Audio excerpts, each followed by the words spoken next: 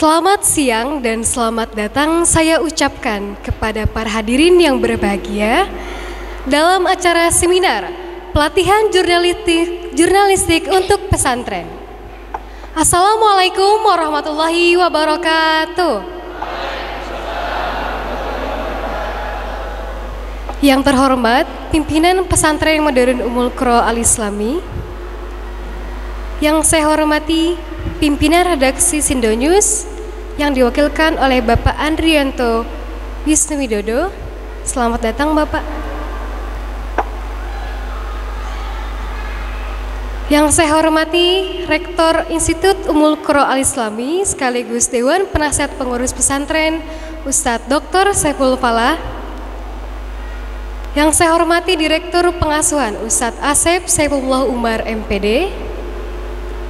Yang saya hormati Kepala Biro dan Humas Pesantren Ustadz Andri Nurjailani SPDI. Yang saya hormati pimpinan redaksi majalah Santri Misi Ustadz Agung Hardiansyah. Yang saya hormati Direktur UKI TV Ustadz Suhendar. Yang saya hormati para narasumber dan peserta seminar yang berbahagia.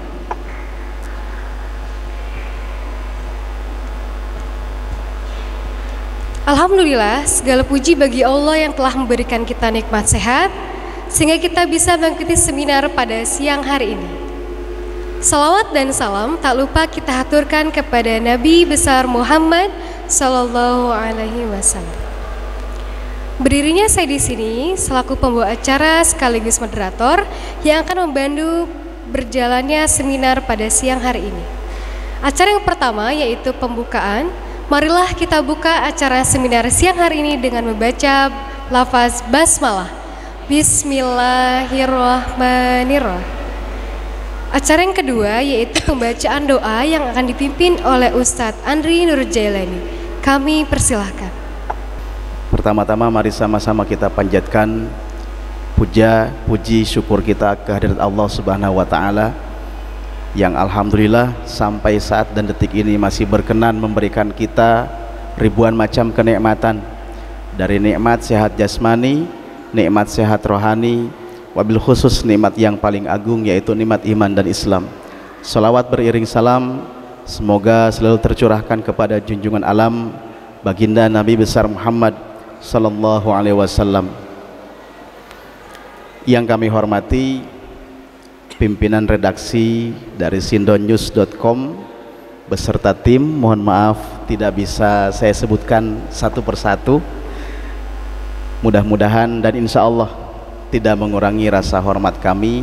Kita doakan mudah-mudahan semua tim dari sindonews.com selalu diberikan kesehatan oleh Allah Subhanahu wa taala, diberikan perlindungan serta dimudahkan dalam segala sesuatu yang mereka jalani. Yang kami hormati pimpinan pesantren modern Ummul Qura Islami Ki Al-Haj Helmi Abdul Mubin LC, Al-Ustadz Dr. Saiful Falah MPDI selaku Rektor Institut Ummul Qura Islami sekaligus Dewan Penasehat Pengurus Pesantren serta seluruh peserta pelatihan jurnalistik dalam kegiatan Sindonews Goes to Pesantren atau SGTP. Sebelum kita membuka kegiatan atau acara pada siang hari ini, mari sama-sama kita memohon kepada Allah Subhanahu wa taala. Kita awali dengan berdoa, mudah-mudahan kegiatan yang kita laksanakan siang hari ini diridhoi oleh Allah Subhanahu wa taala, diberikan kemudahan, kelancaran. Yang paling penting adalah diberikan kemanfaatan dan keberkahan dalam acara pada siang hari ini. Untuk itu mengawali semua kegiatan, mari sama-sama kita membacakan suratul Fatihah dengan niat yang sudah kami sampaikan. Ala hadhihin niyah wa ala kulli niyatin sholihah wa ila hadratin nabil mustafa habibil murtada sayyidina Muhammad ibn Abdullah Rasulillah. Al-Fatihah. A'udzubillahi minasyaitonir rajim. Bismillahirrahmanirrahim. Alhamdulillahirabbil alamin arrahmanir rahim maliki yaumiddin iyyaka na'budu wa iyyaka nasta'in ihdinas siratal mustaqim siratal ladzina an'amta 'alaihim ghairil maghdubi 'alaihim waladdallin. Amin. Terima kasih atas segala perhatian dan keikhlasan bacaan doa dari semuanya. Wallahul muwaffiq ila aqwamit thoriq. Assalamualaikum warahmatullahi wabarakatuh. Acara yang ketiga yaitu sambutan-sambutan.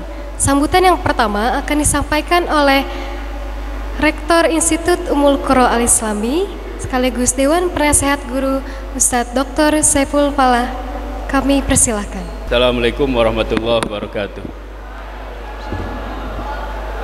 Bismillah, alhamdulillah, syukurillah, assalatu wassalamu rasulillah wa ba'du. Puji syukur kita panjatkan pada Allah subhanahu wa ta'ala. Salawat dan salam kita haturkan kepada Habibina wa Syafi'ina Maulana Muhammad sallallahu alaihi wasallam.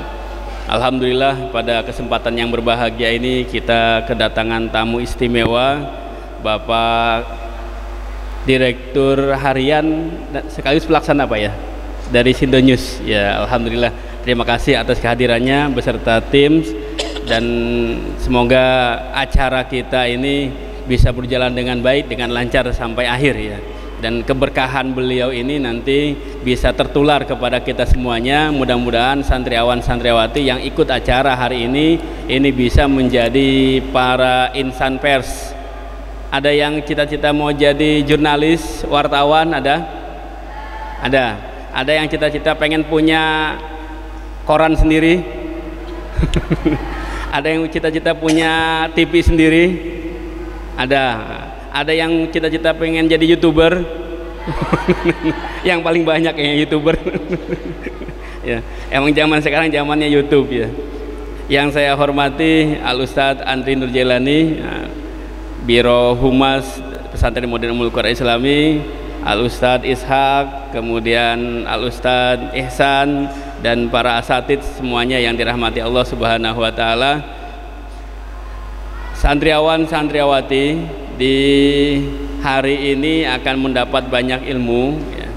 Dan ini sesuai dengan firman Allah subhanahu wa ta'ala yang diturunkan kepada Rasul sallallahu alaihi wasallam menjadi wahyu pertama. Masih ada yang ingat wahyu yang pertama itu apa? Al-Alaq ya. Gimana bunyinya?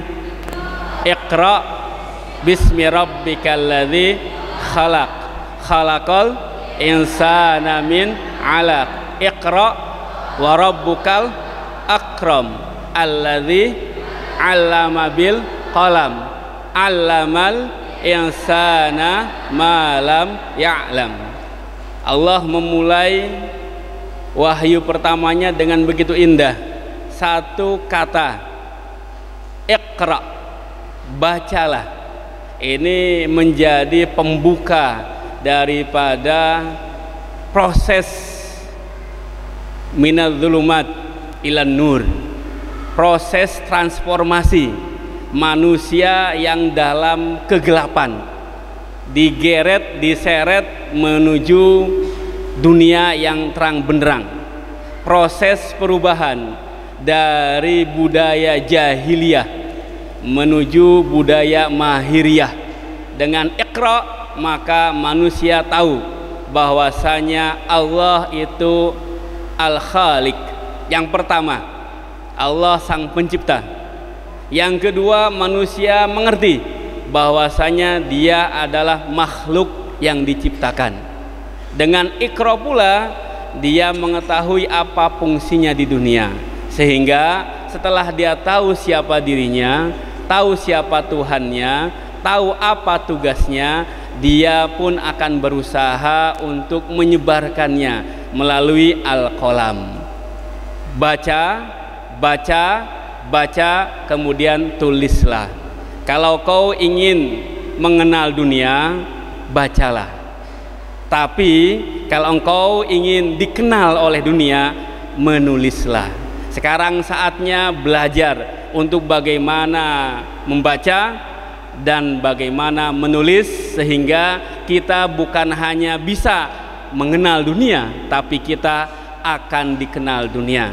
Demikian, terima kasih kami ucapkan kepada bapak-bapak dari sindonews.com atas kesudiannya menghampiri pesantren kami dan kami mohon maaf sebanyak-banyaknya apabila jamuannya, penerimaannya kurang baik, kurang berkenan. Mudah-mudahan silaturahmi kita berjalan terus sehingga nanti santriawan santriawati bisa berkontribusi terhadap sindonews.com. Demikian, terima kasih. Wallahu muwaffiq ila aqwamit thoriq. Assalamualaikum warahmatullahi wabarakatuh. Sambutan yang kedua akan disampaikan oleh pimpinan redaksi sindonews.com yang akan diwakilkan oleh Bapak Andianto Wisnuwidodo. Kami persilakan. Bismillahirrahmanirrahim. Assalamualaikum warahmatullahi wabarakatuh. Oke, terima kasih untuk pihak dari Pondok Modern Ummul Qura di Lewiliang atas kesempatan untuk bisa mengisi acara Sinduk Go to Pesantren. Pada hari ini saya mewakili dari pemimpin redaksi sindonews.com, Ustadz.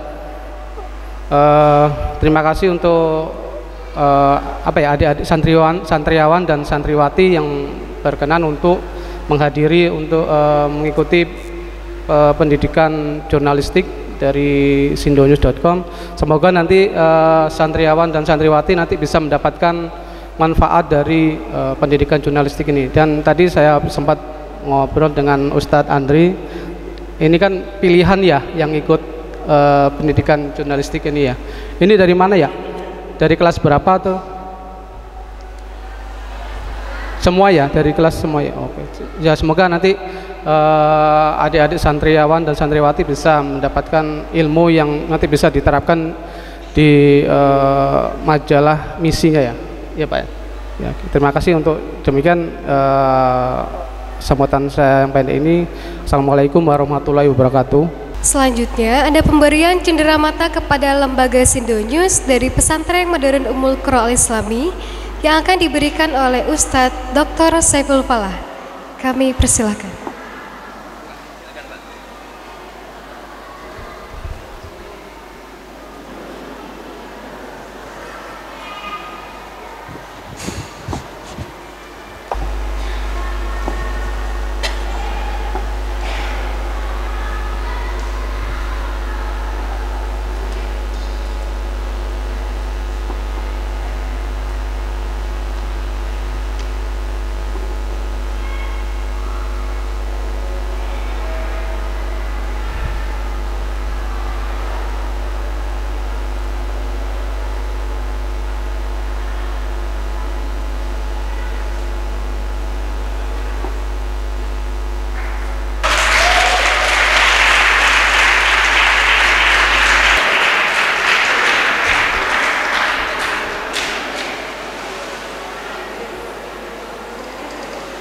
Sebelum masuk materi pertama, saya jelaskan dulu sekilas tentang Sindonews.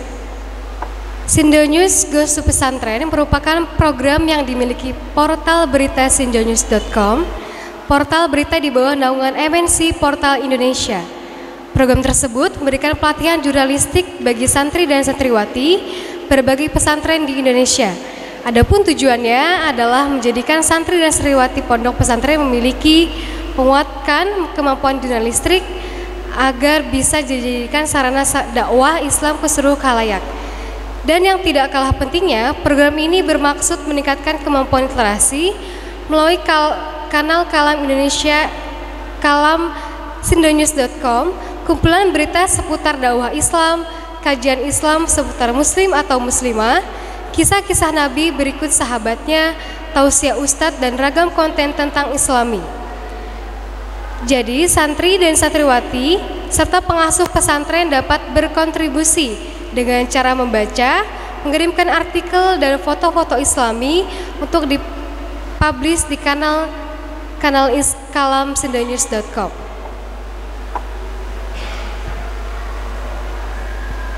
Masuk ke materi yang pertama, yaitu pelatihan fotografi, pelatihan dasar fotografi jurnalistik yang akan disampaikan oleh Bapak Ratman Suratman. Sebelum itu boleh saya sampaikan CV-nya dulu ya, bacakan CV terlebih dahulu. Bapak Ratman Suratman ini lahir di Yogyakarta 23 Januari 1975. Beragam Islam. Riwayat pekerjaannya reporter magang koran Bernas Yogyakarta tahun 1997. Fotografer koran Jawa Pos 1997 sampai 1999. Fotografer majalah Interview Jawa Post Group 1999 sampai 2001. Fotografer koran Rakyat Merdeka Jakarta 2001 sampai 2005. Fotografer koran Sindo Jakarta dari 2005 sampai 2008.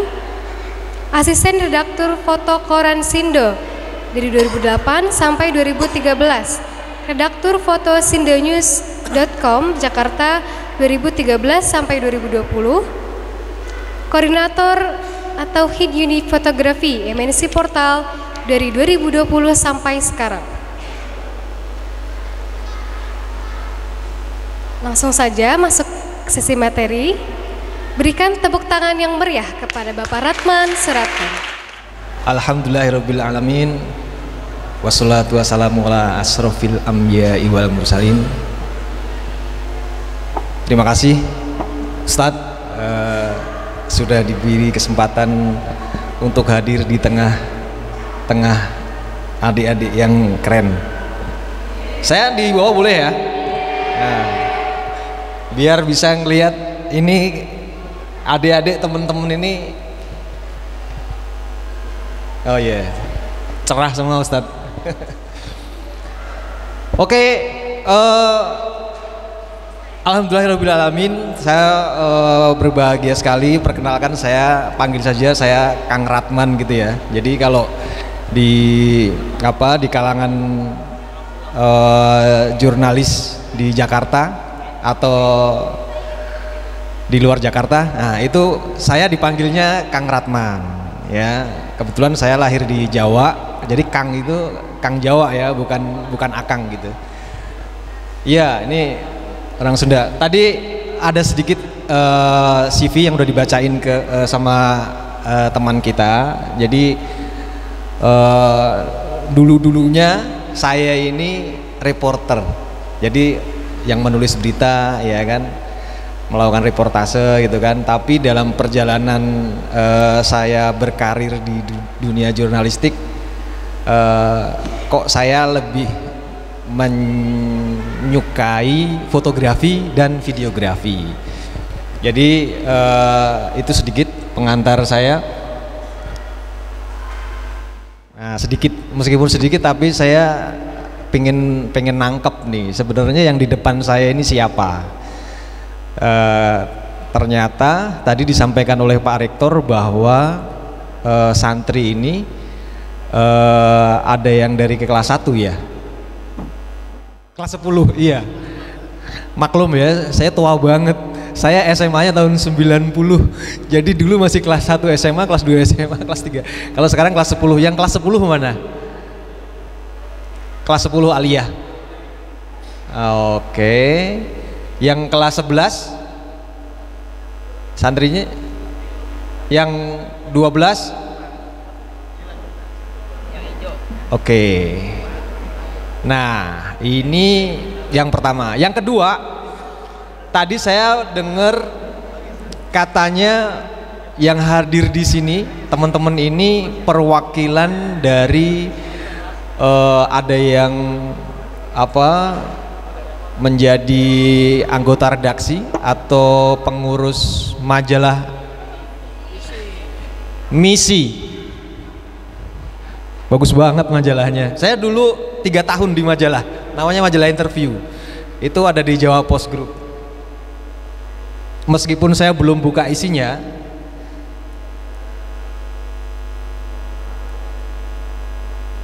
tapi saya udah bisa bilang ini majalah ini keren. Jadi nanti kita lanjutkan bareng-bareng. Nah, teman-teman, tadinya saya cuman pengen ngomongin soal fotografi nih.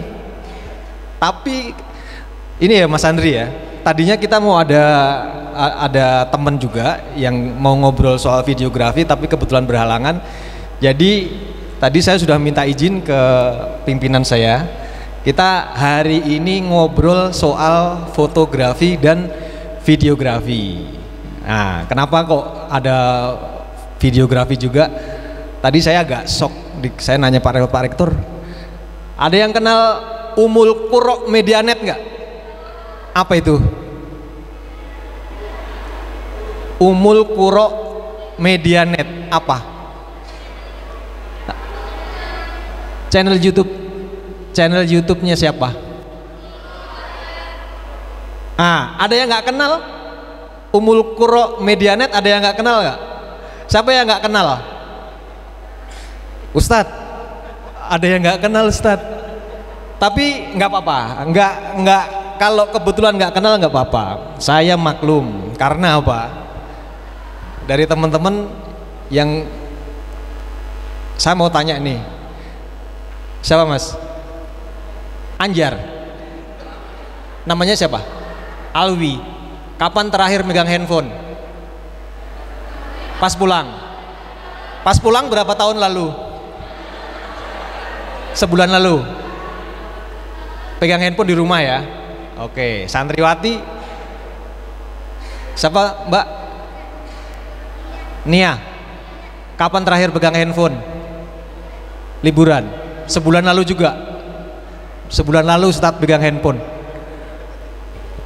Sebulan yang lalu pegang handphone. Saya nggak ngebayangin sebulan nggak megang handphone, tapi kata Pak Rektor baca koran. Baca koran nggak? Makanya saya heran Ustadz, nggak megang handphone, hanya baca koran, tapi kok menyukai jurnalistik.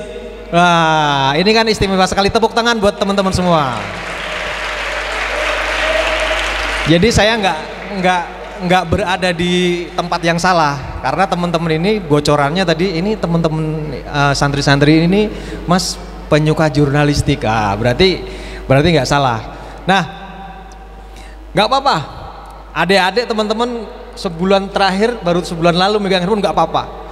Dulu saya puluhan tahun nggak megang handphone karena nggak ada handphone. Tapi meskipun belum ada handphone, cuman ngelihat apa di jalan. Ini cerita sedikit ya. Saya itu kepengen jadi wartawan dulu itu saat kelas 6 SD. Umur saya waktu itu kalau nggak salah ya itu 12 tahun. Tapi saya udah kepengen jadi wartawan. Padahal saya nggak tahu wartawan itu kayak gimana sih, ngapain. Kecuali kalau saya dulu baca koran, ngelihat YouTube. Sudah ada berita online, portal online, website. Nah dulu nggak ada, tapi saya kepengen jadi wartawan. Nah kalau zaman sekarang sudah media sosial, ada TV, ada radio, ada YouTube. Kalau teman-teman adik-adik ini ada yang kepengen jadi wartawan, ya nggak salah. Nah sekarang, sorry ya Mas Andri ya, sebenarnya nanti Pak Andri ini pengen menyampaikan materi soal jurnalistik, menulis ya, jurnalistik. Artikel, tapi nggak apa-apa. Ini nanti kita sambung. Kebetulan saya dapat sesi yang pertama. Nah, saya kepengen ngomong video dan foto dan video dalam tinjauan yang sederhana, ya. Yang rumahnya di luar Jawa mana? Ada nggak? Nggak ada ya. Yang rumahnya di pinggir jalan ada nggak? Di mana rumahnya Mbak? Kemayoran. Bener Kemayoran. Oke, Kemayoran. Pinggir jalan nggak rumahnya? Oh, rumahnya pinggir jalan. Nah, ini saya punya pertanyaan ini. Dari sekian teman-teman ini, yang pernah ngeliat kecelakaan di jalan siapa? Yang pernah ngelihat kecelakaan di pinggir jalan? Oke, saya mau bawa mikrofon. Penting ini. Mbak yang belakang, sini Mbak. Siapa namanya? Katanya pernah ngelihat kecelakaan. Ngobrol nggak apa-apa, sini. Nggak apa-apa sambil ngemut permen. Nah, berdiri. Ayo, nggak apa-apa. Nggak apa-apa. Namanya siapa? Rima. Prima. Lihat kecelakaannya di mana Prima? Depan rumah. Rumahnya di mana? Pinggir jalan. Pajajaran. Di pinggir jalan. Di daerah mana pinggir jalannya? Cikeas. Cikeas Bogor. Oh, kecelakaan apa? Motor, mobil, banyak. Yang paling besar apa? Mobil nabrak apa atau motor nabrak apa atau apa ditabrak apa? Belum lama. Iya, waktu itu pernah ngelihat ada motor ada tabrak lari. Korbannya itu patah tulang. Patah tulang. Iya. Terus dibawa ke rumah sakit. Dibawa ke rumah sakit. Siapa yang bawa ke rumah sakit? Warga situ. Warga situ. Motornya kemana? Motornya dipinggirin. Nggak tahu lagi. Oh, tahun berapa itu? Sebelum pas liburan. Pas liburan. Tahun lalu, 2 tahun lalu, 3 tahun lalu, 2 bulan lalu. 3 tahun lalu. 3 tahun lalu. 3 tahun lalu berarti masih SMP ya? Iya. Pegang handphone nggak? Megang. Enggak. Megang. Oh, nah, saya mau tanya, pas ngelihat kecelakaan itu terus Prima ngapain? Iya, ngeliatin sambil ngedoain. Udah. Oke. Ada lagi nggak yang santriwan? Santriawan apa santriwan? Ada nggak yang pernah ngelihat kecelakaan belum lama? Nggak ada. Nggak. Coba. Mobil. Ini keren ini kecelakaan mobil ini. Enggak nih. Oh iya. Cerita aja. Siapa namanya? Selfie. Salsa. Selfie. Kirain selfie. Selfie gini ya. Selfie lihat kecelakaan di mana, Sel? Di daerah Sumatera. Sumatera. Pas pulang kampung. Sumateranya di mana? Sumatera kan luas. Iya, di Riau. Ya. Riaunya di mana? Riau kan luas. Di daerah Indragiri Hulu. Indragiri Hulu itu kabupaten. Rengat. Iya. Kabupaten kan? Yep. Kecamatannya mana? Rengat. Kelurahannya? Aduh, gampang sampai situ. Oke, kecelakaannya apaan? Jadi ada mobil nabrak motor. Terus si korbannya itu ada di pinggir jalan, dipinggirin gitu. Bergeletak. Udah berlumur darah, tapi nggak ada yang nutupin. Jadi dibiarin gitu aja gitu. Ya. Banyak orang? Banyak. Selsi ngapain waktu itu pas ngeliat kecelakaan? Saya lagi di atas mobil, di dalam mobil. Di atas mobil? Masuk dalam. Jadi ngeliat doang? Iya, tapi bilang, Pah, ada yang kecelakaan, Pah, gitu. Oh, ada kecelakaan. Ya. Terus udah gitu aja? Ya udah, ya soalnya kan udah diamanin juga sama warga sekitar, jadi kita yang lalu lalang bisa aman. Ada polisinya nggak? Kemarin sih nggak ada. Nggak ada. Masih warga sekitar aja yang ngamanin. Warga sekitar aja ya. Korbannya dibawa? Nggak dibawa, di pinggir aja, di pinggir aja. Di kesemak-semakin. Jadi nggak sempet ngelihat dibawa ke rumah sakit atau kemana gitu ya? Nggak sempet. Oh, sempet videoin nggak? Kan kadang-kadang sudah divideoin, motret gitu. Nggak sempet, udah keburu lewat. Oh, keburu lewat ya? Ya. Oke. Kok saya nanya kayak gini nama sih? Jadi dari siapa tadi yang di belakang? Rihma. Jadi kenapa kok saya tadi nanya siapa yang pernah ngeliat kecelakaan? Rihma jawab pernah gitu kan. Di mana? Di depan rumah. Rumahnya di mana? Kemayoran katanya. Terus Kemayoran dia. Cikeas. Nah, Kemayoran pas pulang kampung ke Riau. Rionya kan luas. Rio di mana? Di Indragiri Hilir ya. Indragiri Hulu, kecamatannya. Nah, jadi teman-teman, si Rihma sama Selsi ini tadi kan saya tanya, terus ngapain? Ada kecelakaannya apa? Mobil nabrak orangnya tergeletak, terus di semak-semak ada yang nolongin. Nah, sebenarnya teman-teman, dua teman kita ini sebenarnya sudah melaksanakan pekerjaan sebagai wartawan, ya kan? Jadi ngeliat, terus minimal inget ya, ada kecelakaannya mobilnya nabrak motornya dinaikin orang ya, orangnya jatuh di semak-semak. Kebetulan si Selsi ini cuman saya tanya, tapi dia bisa menjelaskan. Nah, wartawan itu sama sebenarnya, sederhana banget kan. Wartawan itu sama, cuman ngelihat peristiwa, diinget, dicatat. Kalau kita sebagai wartawan foto atau kameramen, jurnalis kameramen, sekarang namanya VJ ya, video jurnalis. Banyak kan, ada yang pernah dengar istilah VJ, video jurnalis. Nah, itulah pokoknya. Jadi pekerjaan kita, pekerjaan Pak Andri ini begitu aja dulu ya, waktu kita masih di lapangan, ada peristiwa kecelakaan, kita berhenti, kita lihat kecelakaannya apaan sih, mobil apa nabrak orang. Kalau saya sebagai wartawan foto, sebagai jurnalis foto, saya ngeluarin kamera. Kalau saya nggak ada kamera yang gede kayak yang dipegang si Mas ini, Ustadz ini, pakai handphone. Kalau nggak ada handphone, kamera video, pakai mata. Udah. Wartawan tuh udah, kalau nggak punya kamera, nggak punya handphone, nggak punya kamera gede, pakai mata. Untuk apa? Untuk merekam. Itulah kenapa saya kasih judul Matamu Beritamu. Jadi tugas wartawan itu sederhana sebenarnya ya, ngelihat peristiwa, kemudian direkam pakai mata. Kalau peristiwanya kecelakaan, nah bedanya dengan masyarakat yang lain, kalau ngelihat kayak si Selsi, begitu ngelihat cuman begini aja di atas mobil, bah ada kecelakaan. Itu masyarakat umum. Kalau wartawan, begitu ngelihat kecelakaan, entah lagi di atas mobil, lagi di atas motor, berhenti. Kita samperin kejadian kecelakaan, kita liatin, ini kecelakaan apa sih? Oh, mobilnya apa?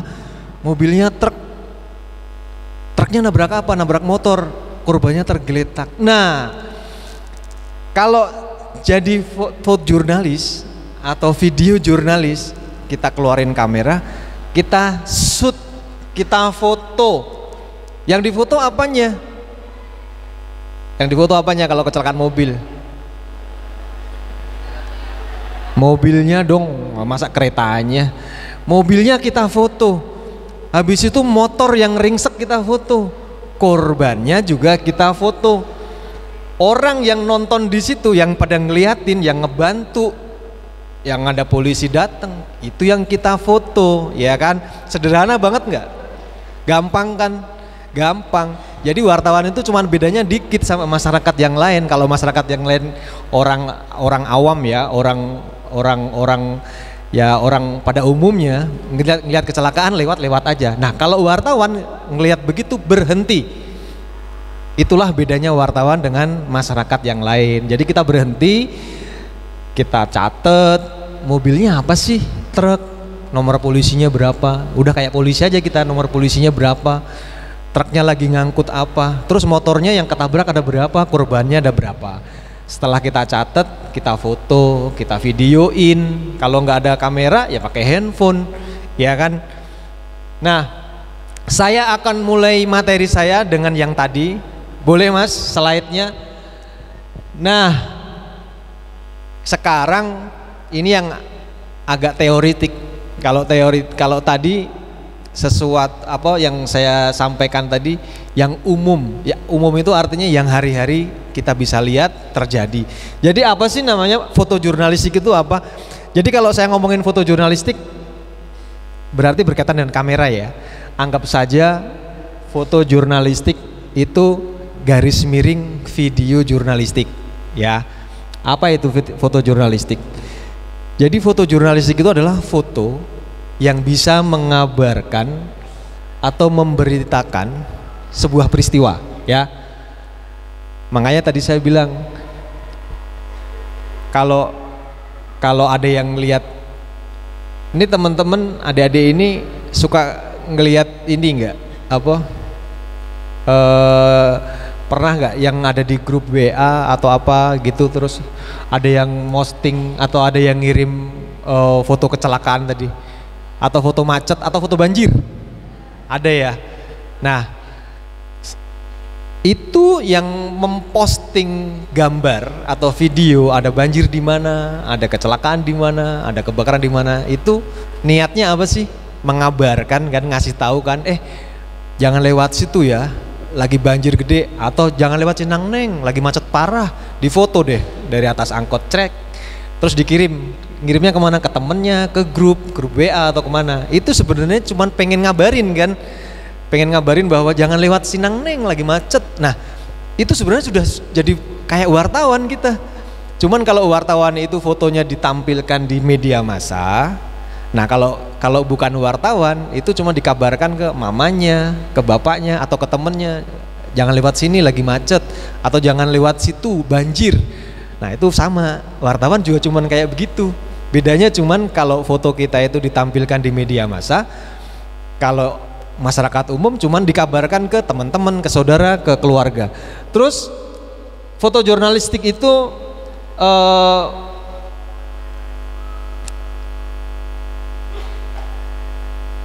menekankan pada menangkap sebuah peristiwa, ya sama ya. Jadi foto jurnalistik itu intinya foto yang menggambarkan sebuah peristiwa atau menceritakan sebuah peristiwa. Nah ini yang ketiga nih, poin ketiga. Pernah nggak ada yang ngelihat video atau foto TikTok atau apa ya, yang pesawat terus tiba-tiba pas terbang pesawatnya joget? Pernah ya? Ada yang pernah ya? Lucu-lucuan kan? Itu kira-kira pesawat bisa nggak lagi terbang joget? Nah nggak bisa dong, berarti itu hoax ya, bohong-bohongan kan. Nah kalau di jurnalistik nggak boleh. Jadi kalau di jurnalistik, foto maupun video itu harus menyampaikan sebuah fakta, sebuah kejadian. Ini paling penting, sebuah fakta kejadian, nggak boleh bohong. Kalau misalnya nggak banjir atau misalnya fotonya foto banjir, tapi begitu dikirim ternyata banjirnya di mana, ceritanya beda lagi. Di Cinangneng ini macet parah nih, padahal bukan di Cinangneng, Cinangnengnya lancar. Itu foto kemacetan. Bisa jadi fotonya sama di Jalan Raya Ciampea, macet parah, tapi ternyata itu foto waktu puasa kemarin. Terus dikirim sekarang, jangan lewat sini lagi macet. Itu hoax bukan? Hoax ya. Nah, fotonya bener, tapi informasinya salah. Nah, di jurnalistik nggak boleh ada yang namanya hoax. Atau manipulasi, pesawat yang lagi terbang tiba-tiba berjoget. Nah itu manipulasi, itu nggak boleh di dalam dunia jurnalistik. Nah selanjutnya, foto jurnalistik itu merupakan karya fotografi yang digunakan untuk kepentingan pers atau menyalurkan informasi. Ya, jadi foto jurnalistik itu salah satu fungsinya itu untuk menceritakan kepada khalayak ramai, kepada masyarakat umum tentang sebuah peristiwa, apa, di mana, bagaimana terjadinya. Ada yang pernah dengar ini enggak istilah 5W1H? Siapa? Tunjuk tangan dong, saya nggak tahu. 5W1H. Pernah dengar? Santrinya nggak ada yang tunjuk. Yang pernah dengar istilah 5W1H siapa? Pernah ya? 5W1H itu apa Mas? 5W1H. Nah boleh nih Mas Bahrur nih. Bener nggak? Atau cuman pernah dengar aja? 5W1H itu apa? Berdiri aja. Dengan siapa Mas? Nama Demario Samuel. Samuel. Keren. Dari Timor Leste ya? Jawa Timur. Jawa Timur. Oh ya kan sama timurnya. Timor Leste sama Jawa Timur. 5W1H apa Mas? 5W1A itu buat pertanyaan. Itu kan? Nah, istilah 5W1H. What, who, where, whom, how. What, where, who, when, how. Oh betul. Oh iya. Oh bagaimana? Itu ya. Coba ditegesin lagi. Santriwati. Nah ini canggih nih, pemret. Coba Mbak, 5W1H itu apa? Saya ngobrolnya lompat-lompat ya, tapi yang penting nanti nyambung. 5W1H apa Neng? 5W1H itu what, who, where, when, why, and how. Bahasa Inggris ya? Ya. Bahasa Indonesianya dong. Bahasa Indonesia itu bisa disebut dengan adik Simba. Apa? Disebutnya dengan adik Simba. Adik Siba. Apa itu? Apa, siapa, di mana, kapan, mengapa, dan bagaimana. Oke, tepuk tangan dulu. Itu 5W1H itu apa sih?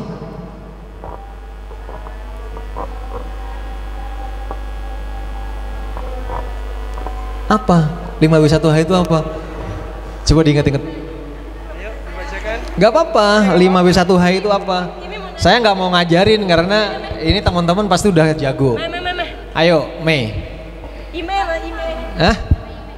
5W1H itu apa? Sebenarnya apa itu? Barang apa? 5W1H itu unsur-unsur yang kalau kita ingin membuat sesuatu uraian atau contohnya jurnal itu kita harus memenuhi unsur-unsur itu. Wah, tepuk tangan. Jadi saya cuma nambahin ya bahwa 5W1H itu unsur yang harus ada dalam sebuah apa? Jurnal. Kata lain jurnal apa? Hah? Berita.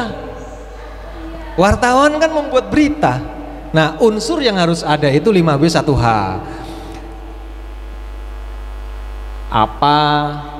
Apa sih yang terjadi? Apa yang terjadi? Kecelakaan. Kecelakaannya di mana? Where? Bagaimana kecelakaan? Siapa yang kecelakaan? Ya kan? Apalagi di mana? Kapan?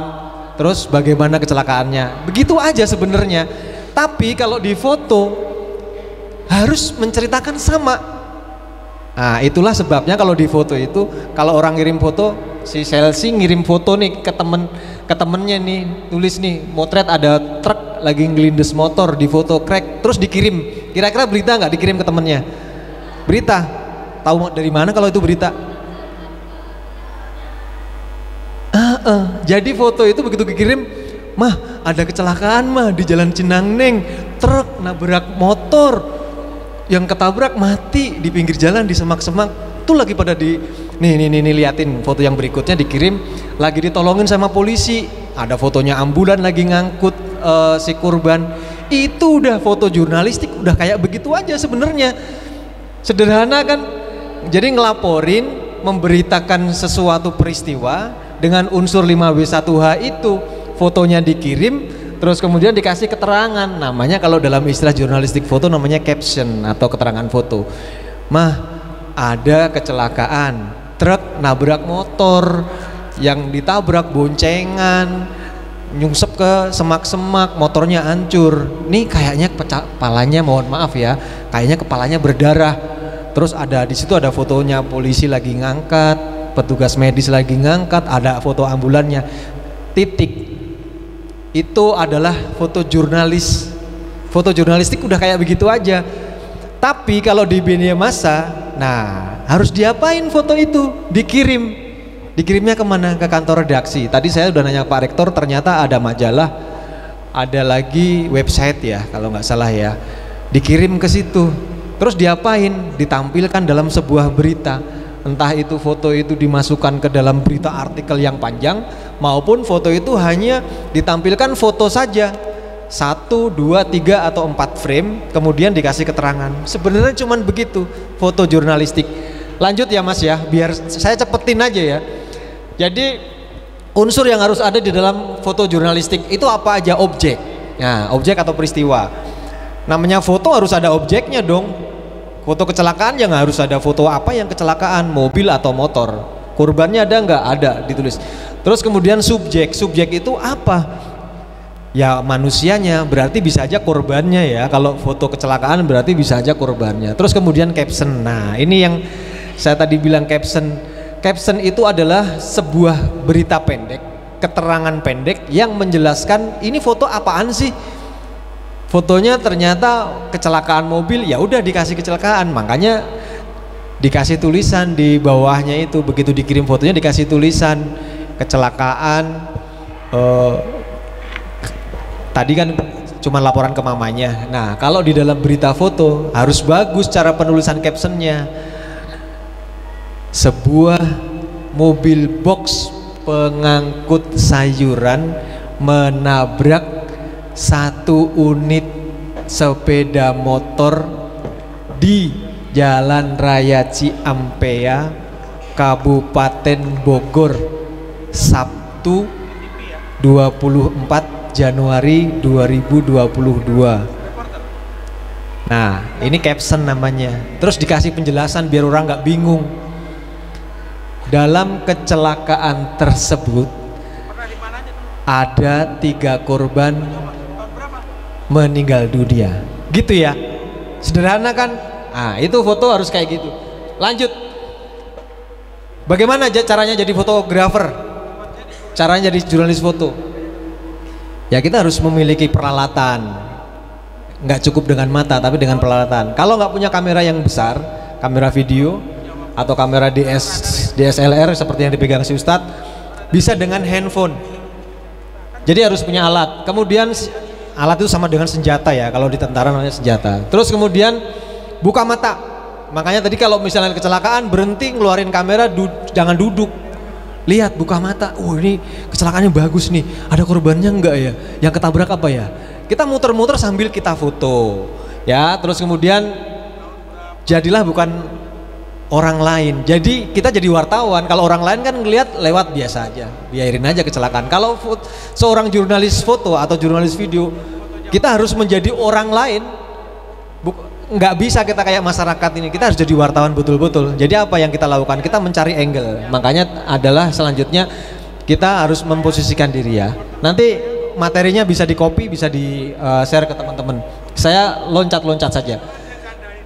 Gunakan teknik fotografi yang bagus biar gambarnya bagus. Caranya gimana? Sekolah. Kalau nggak bisa sekolah fotografi, belajarnya sama siapa? Sama yang bisa ya. Terus kemudian buka telinga. Nah, makanya tadi si Chelsea bilang kecelakaannya di mana? Di jalan apa tadi itu? Terus dari mana tahu kalau yang lukanya yang korbannya ada 2? Ya dia berarti ngeliatin, muter-muter diliatin sambil nanya.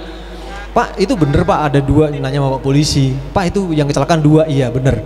Yang jatuh 2, yang nyungsep 2. Selanjutnya inget, catat ya. Jadi wartawan harus nyatet.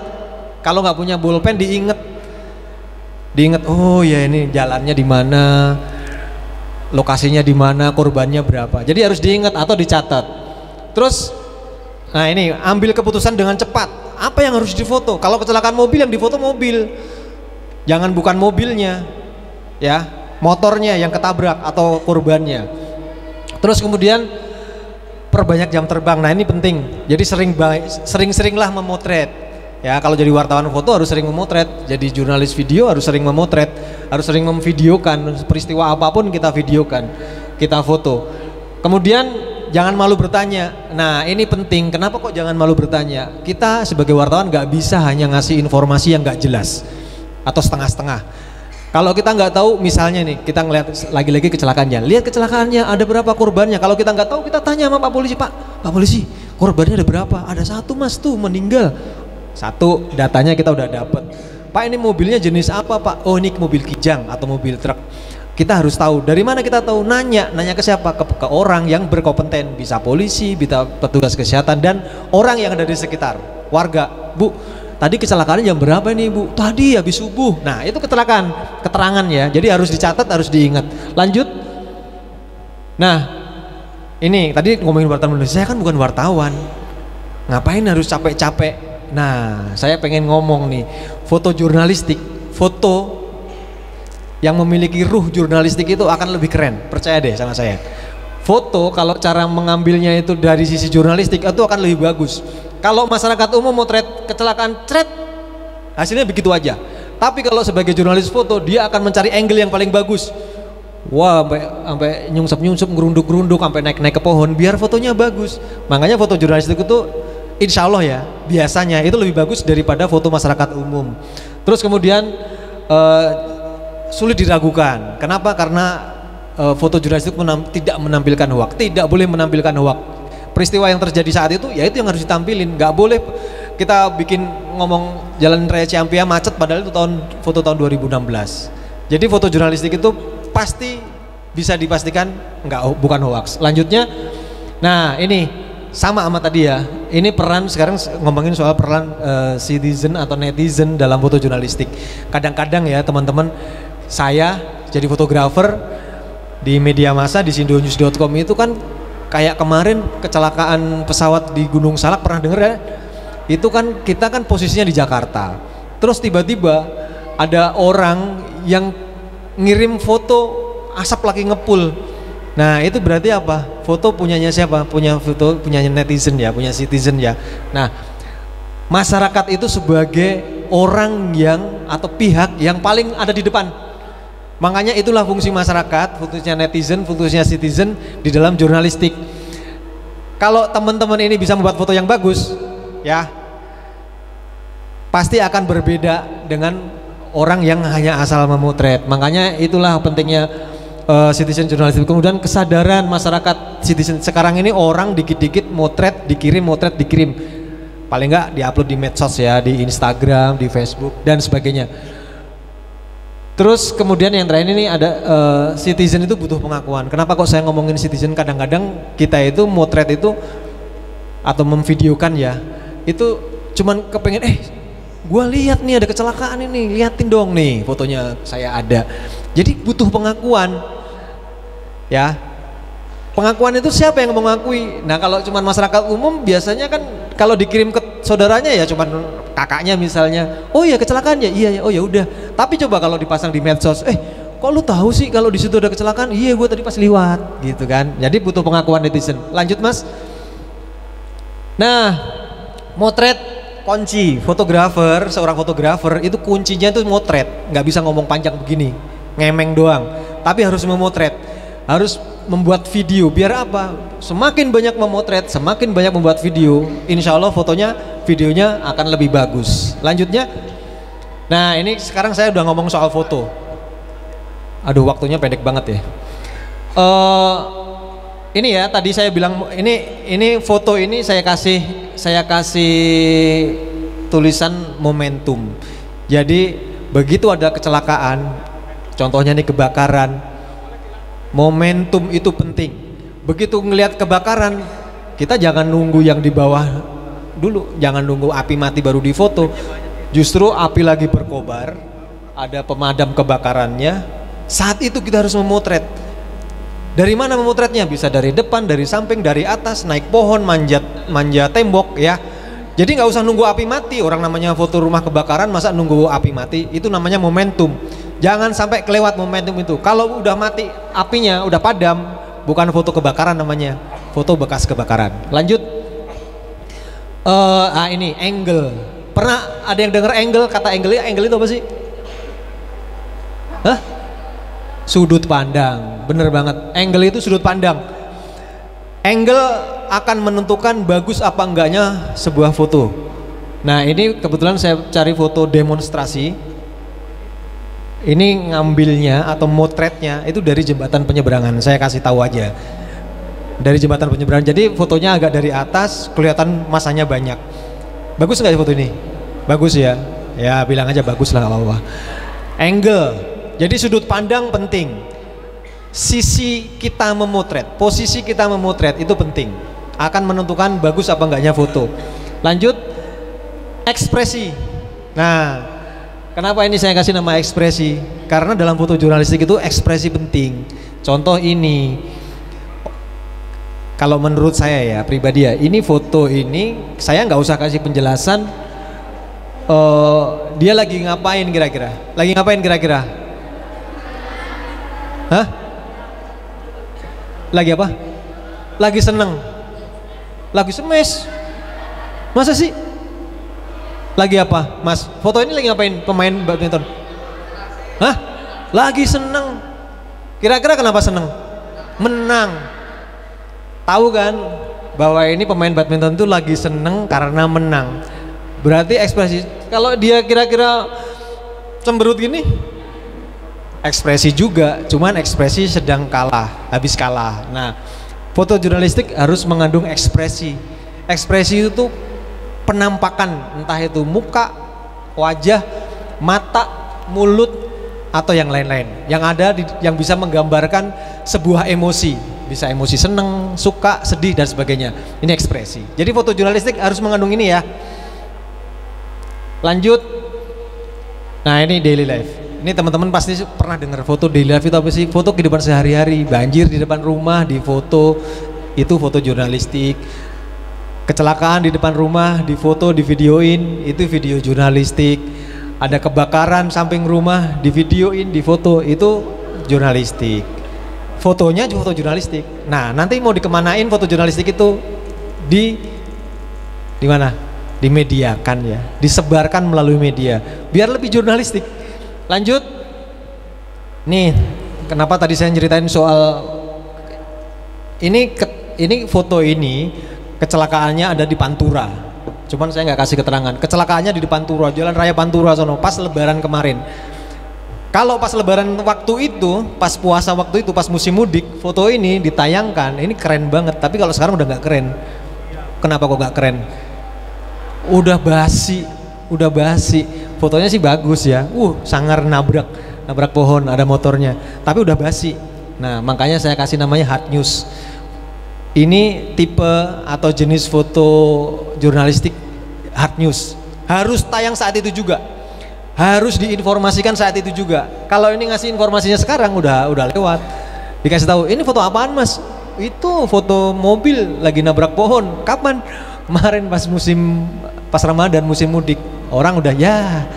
Nah, gitu ya. Jadi hard news. Harus saat itu juga. Foto saat itu, tayang saat itu.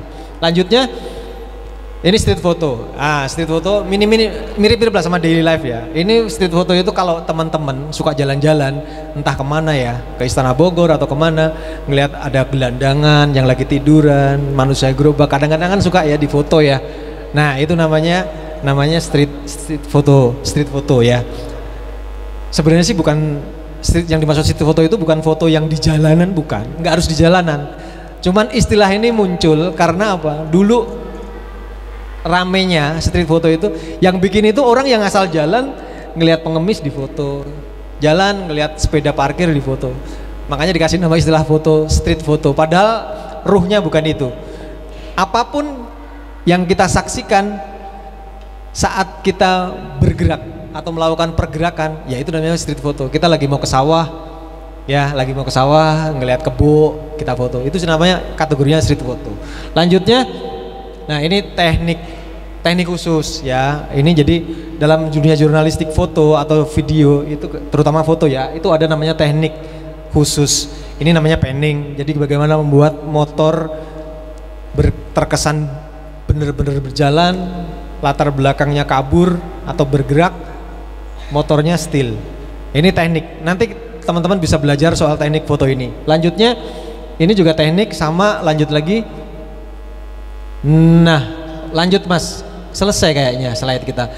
Jadi teman-teman, dari yang saya sampaikan ini kesimpulannya, siapapun bisa menjadi jurnalis foto. Ya, bisa menjadi jurnalis foto atau bisa membuat foto jurnalistik. Siapapun. Syaratnya punya alat yang bisa untuk merekam sebuah peristiwa. Kalau nggak punya kamera besar, kamera video, kamera handphone kita gunakan. Nah, kalau teman-teman hari-hari di pesantren nggak megang handphone, nanti pas saat libur, pas pulang kan ada boleh ngomong sama mamanya, pinjam handphone dulu. Ngapain? Mau jalan-jalan. Mau ngapain? Mau bikin foto jurnalistik biar keren. Jadi gitu ya teman-teman. Siapapun bisa membuat foto jurnalistik. Nah, apalagi saya dengar di Ummul Qura ada punya majalah, punya website, punya channel YouTube. Kita manfaatkan. Dimulai dari sekarang, membuat video, membuat foto. Kalau di pesantren nggak bisa, saat liburan, saat pulang di rumah, bukan dimaksimalkan ya. Silahkan membuat foto, membuat video yang ada unsur jurnalistik tadi. Kita mulai melatih membuat video dan foto jurnalistik ya. Harus dengan teknik, jangan asal dibikin, jangan asal ngesut, jangan asal memotret. Itu aja teman-teman ya. Semoga teman-teman semangat. Mohon maaf saya menyampaikannya lompat-lompat. Saya nanti insya Allah kalau memang ada kesempatan lain kita bisa ngobrol lagi soal foto jurnalistik atau video jurnalistik.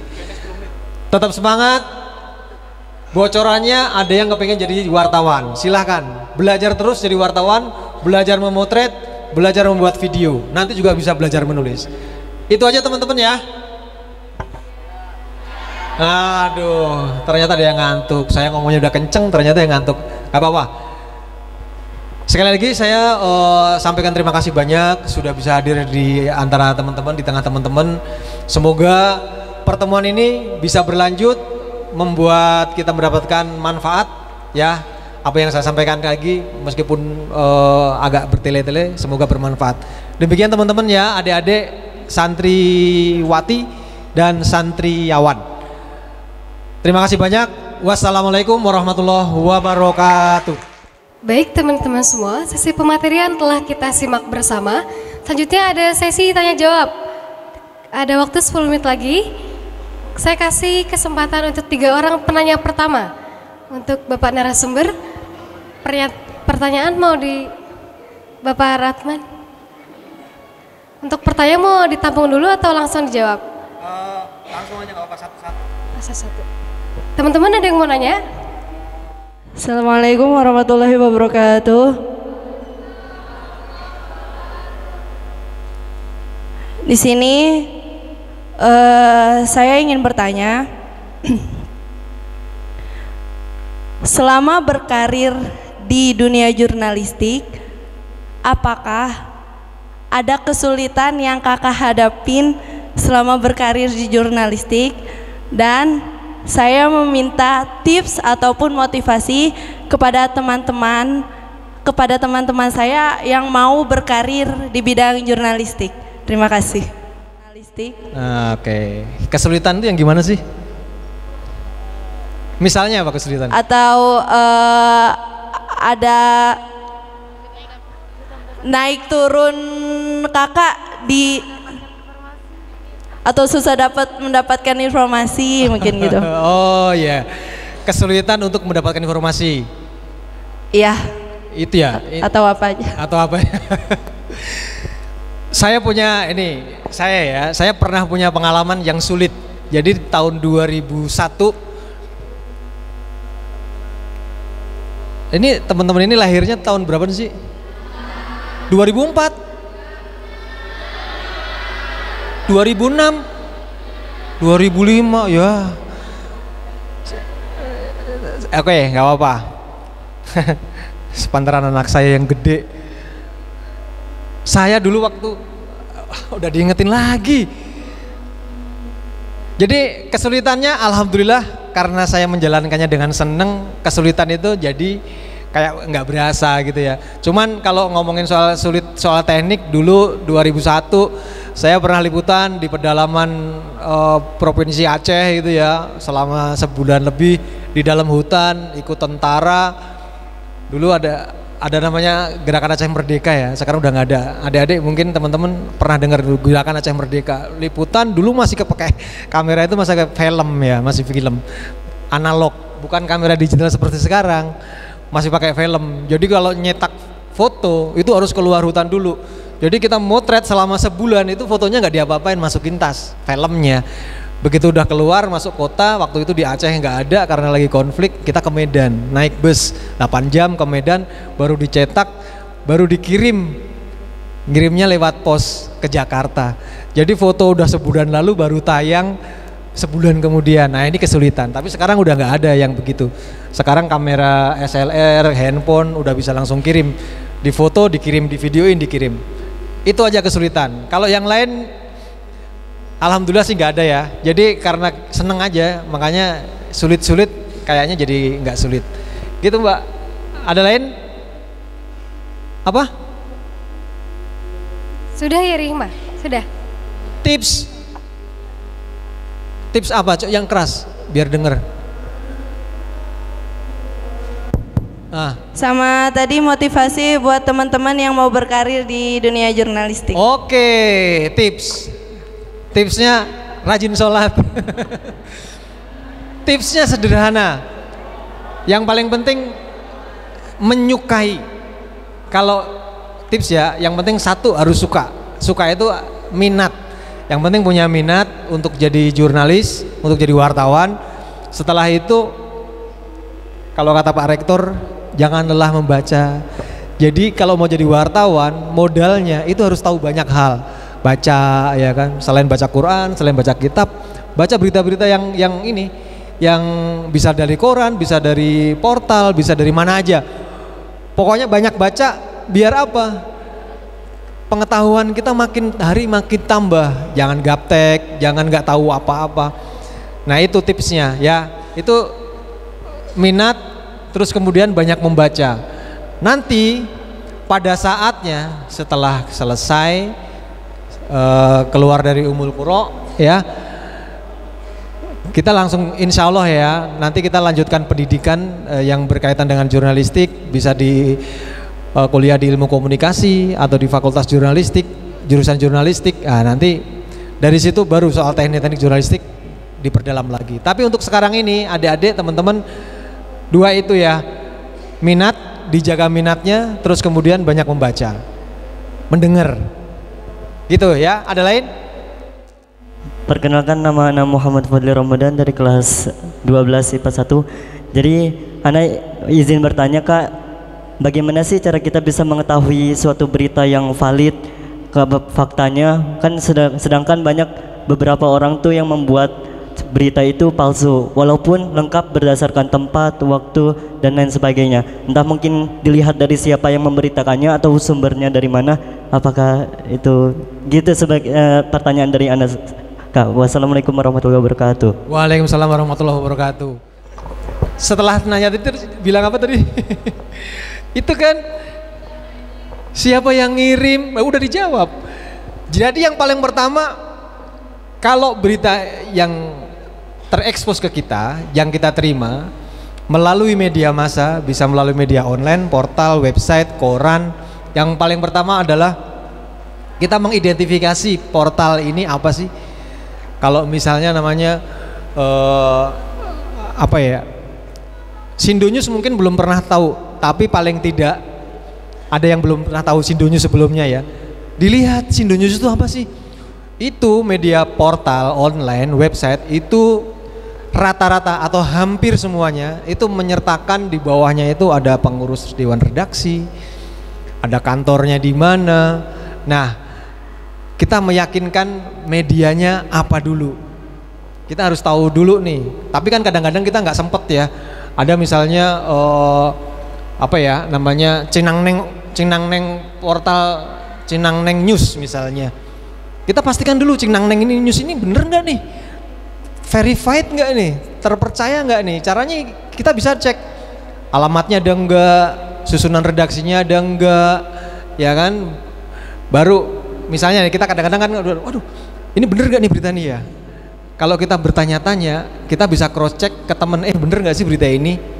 Atau kalau kita nggak bisa nanya, temen juga nggak tahu, kita lihat di apa di bawah itu, biasanya di portal itu ada di box paling bawah itu ada susunan redaksi, pengurus redaksi, kantornya di mana, alamatnya di mana. Nah, kalau itu bisa dipercaya, artinya bisa dipercaya itu jelas. Nah, itu sedikit kita baru bisa percaya, baru sedikit ya, baru bisa percaya. Terus yang kedua, masuk akal enggak informasi itu? Ya, misalnya nih, ya itu pesawat joget, ada foto pesawat nari kan nggak masuk akal ya, berarti udah itu nggak usah dipercaya. Jadi yang paling pertama, kira-kira secara insting masyarakat kita nih ya, begitu ngelihat sebuah foto atau video, ini masuk akal nggak sih video ini? Masuk akal sih, tapi bener nggak ya? Nah, kita cross checknya bisa dengan baca media lain, atau kalau misalnya kita cuman bisa ngelihat media itu satu itu yang ada berita itu, ya kita verifikasi sendiri, kita lihat caranya itu ada nggak alamatnya, namanya itu kadang-kadang online itu suka nggak jelas ya. Tapi kalau misalnya kayak Sindonews, inews.id, okezone.com, nah itu grup kita, itu bisa dipastikan beritanya valid, feed foto maupun videonya pasti valid. Kalau nggak valid, ada namanya hak jawab ya, teman-teman bisa bersurat ke kantor redaksi, ini salah nih berita ini. Tapi kalau mau berkirim surat bisa melalui email, harus ada buktinya kalau berita itu salah. Gitu, kalau memang salah. Jadi kalau mau memastikan berita ini benar apa enggak, caranya cross check itu. Bisa melalui media lain, bisa dilihat media itu punya siapa, alamatnya di mana, siapa yang menulis, atau yang paling gampang secara insting. Bener, kayaknya nggak mungkin nih kalau apa tabrakan beruntun sampai 1000 mobil. Nah itu ya Mas ya. Selanjutnya ada sesi pemateri yang akan tentang pendidikan dasar menulis jurnalis yang akan dipaparkan oleh Bapak Andrianto Wisnu Widodo. Kepadanya saya persilakan. Assalamualaikum warahmatullahi wabarakatuh. Ya ini tadi kayaknya udah hampir semuanya dijelaskan sama Kang Ratman ini ya. Jadi saya bingung harus jelaskan apa ini ya. Soal tadi sudah ada yang 5W plus 1H sama sampai terakhir nanti bagaimana membuat sebuah foto atau video berita yang bagus. Jadi udah semuanya udah masuk semua. Mungkin saya hanya ini aja deh apa namanya ya, pengen tahu aja sih dari adik-adik atau santriawan santriwati ini, siapa sih yang pengen jadi wartawan? Menurut saya kalau misalkan kita nggak bisa ngungkapin berita dengan kayak ucapan kita bisa melalui tulisan. Jadi kita berkarya lewat tulisan, mencurahkan pikiran. Mungkin saya awalnya kayak iseng-iseng gitu kan, kayak diary yang mungkin dari situ berpikir, oh iya saya bisa nih mencurahkan apa yang saya rasa di tulisan saya gitu. Makanya dari situ saya pengen saya jadi wartawan, bukan cuma mencurahkan dari dalam diri saya aja, tapi berita-berita dari orang lain juga bisa saya tulis, bisa saya kembangkan, dan bisa diinformasikan kepada masyarakat. Sudah pernah mengikuti pelatihan sebelumnya atau belum sama sekali ya?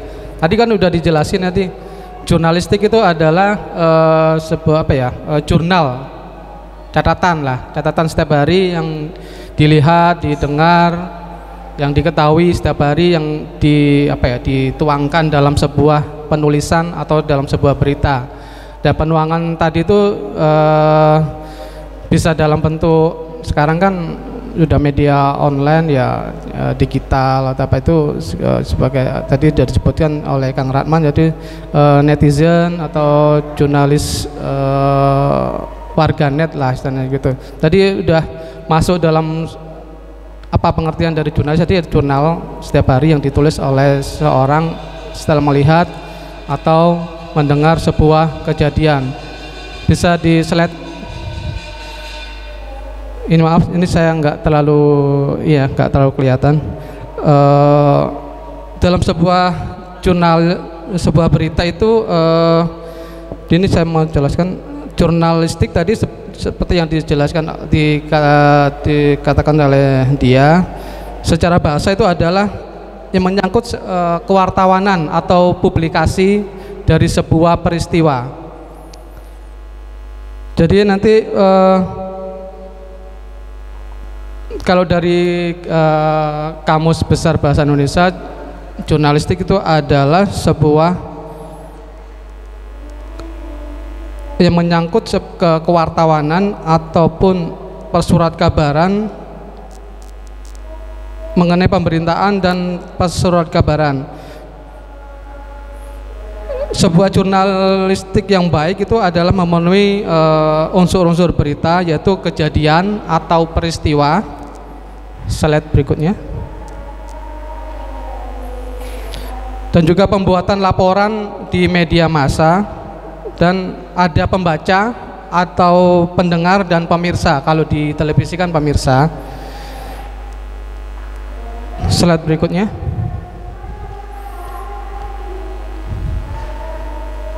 Tadi sudah disebutkan, tadi ada berita 5W plus 1H, yaitu itu ada disebut rumus dari sebuah berita. Jadi 5W plus 1H. Jadi semua sudah paham ya mengenai 5W plus 1H ini ya? Sudah paham ya? Oke, tapi untuk saat ini seiring perkembangan zaman, rumus berita 5W plus 1H itu tidak cukup. Kenapa tidak cukup? Karena kita harus lebih lebih mendalami sebuah berita itu melalui sebuah kayak investigasi. Jadi tidak hanya sekedar terus what, who, when, where, why, dan how. Jadi sebuah berita yang bagus itu selain memenuhi rumus berita atau unsur 5W plus 1H itu harus dilengkapi dengan latar belakang dari sebuah peristiwa atau background dari sebuah peristiwa. Berita itu supaya apa? Supaya berita itu tidak dangkal. Kalau bahasa sekarang itu biar tidak garing, harus lebih cair dalam ketika menulis sebuah berita itu biar nggak dangkal materinya atau bahan yang akan kita olah dari seorang reporter yang di lapangan tuh. Jadi bahannya itu harus lengkap. Untuk kayak contoh koki gitu ya, untuk membuat masakan dia harus selain bahan-bahannya lengkap juga bumbunya itu harus pas, racikannya itu harus pas. Jadi sebuah berita supaya bagus tuh harus lebih dalam, lebih lengkap, lebih detail.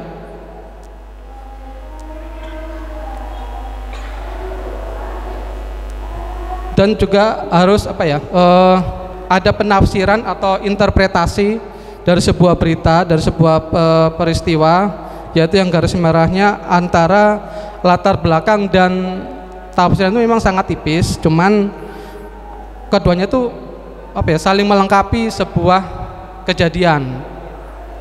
Misalnya nih ya, kalau tadi Pak Ratman menjelaskan ada tabrakan gitu ya, harus jelas juga ini.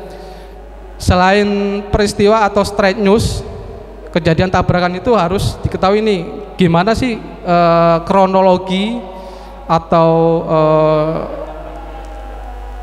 peristiwa itu sebenarnya terjadi seperti apa, mulai jam berapa, terus dari mana awal kejadiannya, nanti bisa lebih jelas. Dan selain itu straight news itu juga untuk memberikan kronologi kepada pembaca itu, oh ini loh yang terjadi, kenapa kronologinya dari A sampai Z itu sampai terjadi sebuah kecelakaan, nanti nextnya itu seperti apa, nanti ada polisi atau apa, sampai nanti dibawa sampai ke rumah sakit atau seperti apa, nanti lebih lengkap, lebih detail tuh. Dan selain bagaimana sebuah berita itu bagus, selain 5W plus 1H,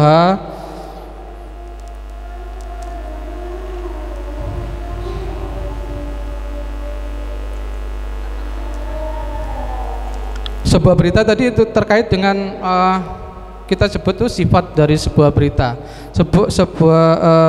Sifat dari berita itu yang pertama itu adalah akurat. Ini terkait dengan akurasi atau akurasi dari sebuah kejadian, apakah ini benar atau ini berita hoax. Nanti bisa kita ketahui, jadi tidak hanya kita mendengar dari seseorang yang berkata ini, tapi ternyata tidak seperti yang kejadian yang sebenarnya. Jadi harus akurat, kejadiannya itu di mana, seperti apa gitu ya. Terus juga berita itu harus berimbang. Ini terutama untuk berita-berita yang terkait ketika terjadi ada konflik atau apa dari dua pihak atau dua orang, itu harus berimbang. Jadi kita harus mencakup atau ada cover both side-nya biar sebuah berita itu akurat dan tidak memojokkan salah satu pihak, dan mencerminkan dari sebuah berita yang seutuhnya. Jadi tidak ditambah-tambahi, tidak dikurang-kurangin, ya apa adanya seperti itu sebuah berita gitu. Slide.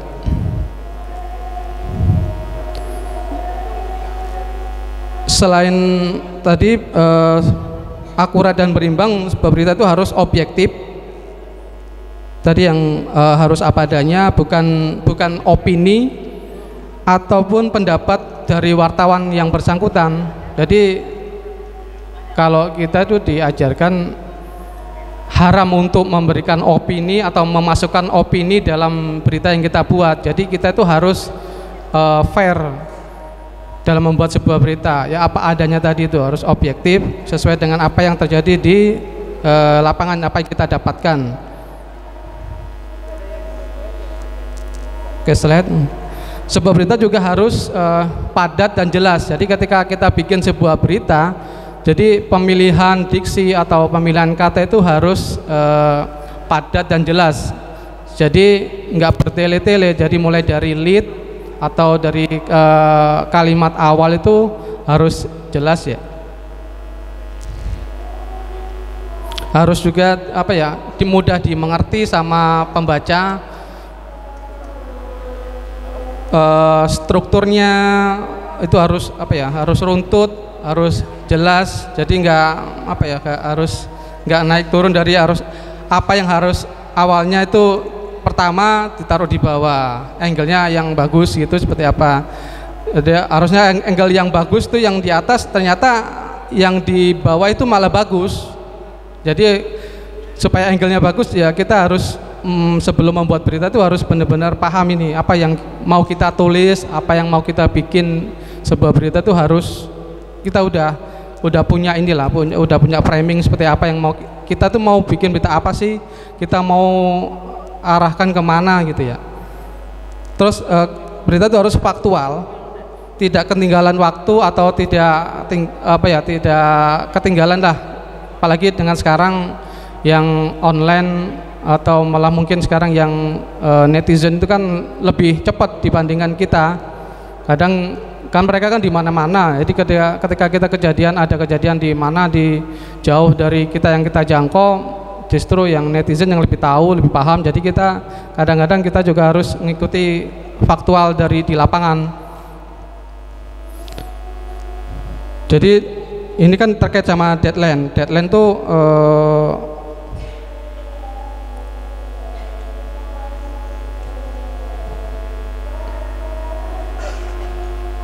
yang kita menjadi deadline kita itu adalah detik by detik ya. Jadi setiap momentum tadi disebutkan Kang Ratman tadi, momentum itu sangat memegang peran penting.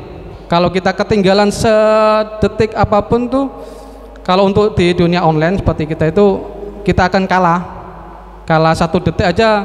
Ketika namanya portal A memberitakan berita sebuah kecelakaan, dia memberitakannya itu seumpama jam 17.51.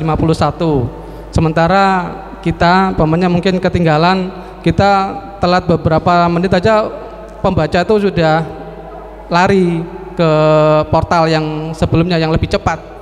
Jadi lebih faktual itu salah satu yang paling memegang peranan. Sebuah berita itu harus faktual juga sesuai dengan kejadian yang pada saat itu. Lalu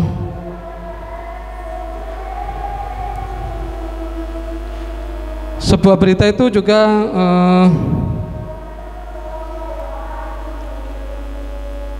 nilai berita itu ditentukan dari arti untuk kepentingan umum. Ini seberapa besar sih ini ada keterkaitan dengan kepentingan umum. Jadi contohnya nih, peristiwa kebakaran itu atau sebuah kecelakaan itu lebih tinggi nilainya daripada ya berita-berita yang biasa atau sebuah seremoni atau sebuah peluncuran sebuah produk.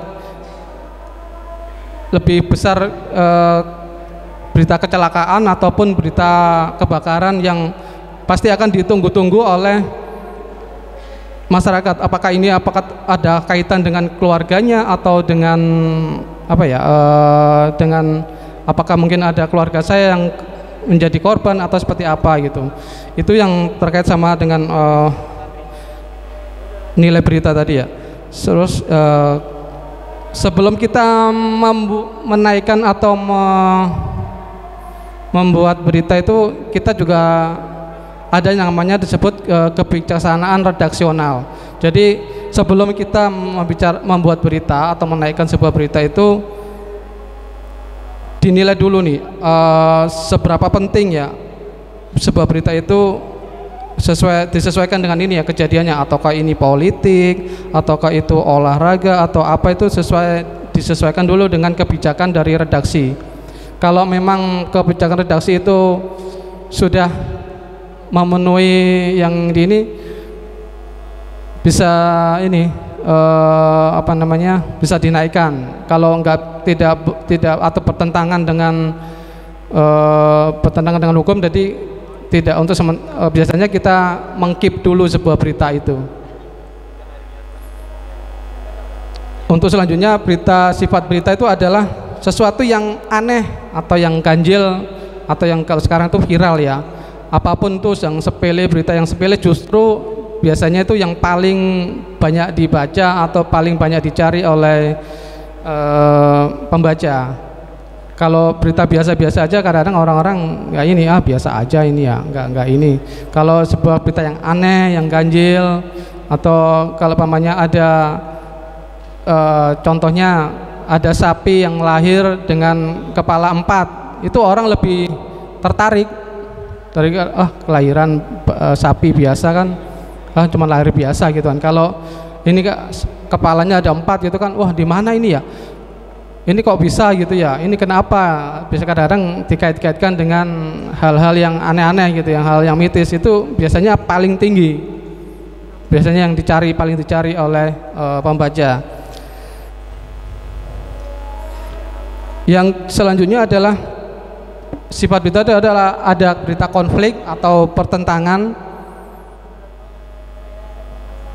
yang tetap harus memiliki nilai berita. Jadi kalau berita konflik kayak pamannya berita konflik, contohnya kalau berita konflik soal SARA atau soal mungkin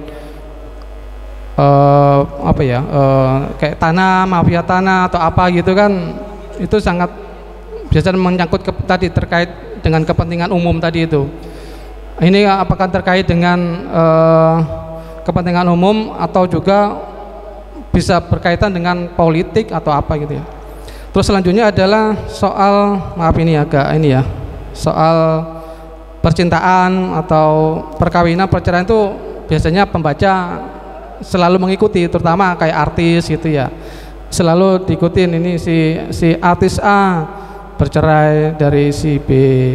Terus artis A menikah dengan ini seperti itu. Itu tinggi untuk terutama berita-berita yang selebritas gitu ya, tertain itu.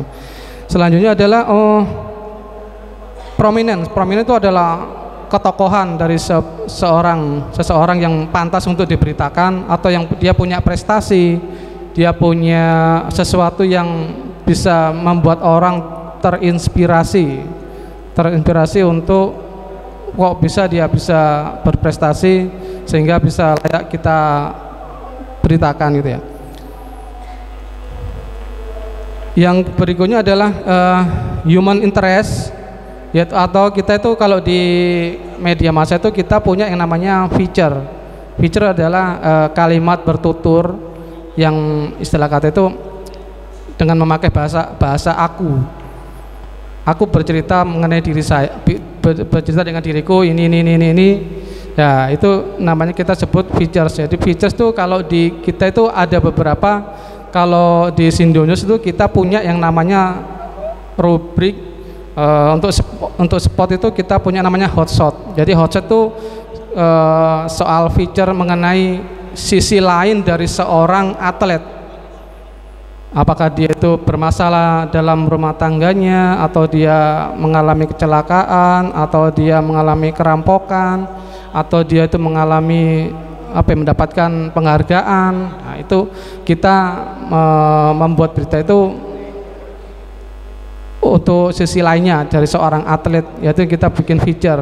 Umpamanya ada santri sini yang mempunyai prestasi bagus, nanti kita bisa bikin siapa sih si santriwati ini atau santriawan ini yang berprestasi ini, dari latar belakang keluarganya seperti apa, apakah mungkin dari keluarga yang menengah ke bawah atau apa, kenapa kok dia bisa berprestasi seperti itu, apa resepnya, yaitu kita bisa ulas secara mendalam sehingga kita bisa membuat sebuah berita features tadi yang kalimat bertutur yang lebih human interest. Dan tadi mungkin ini yang agak berita itu harus paling baru, paling aktual.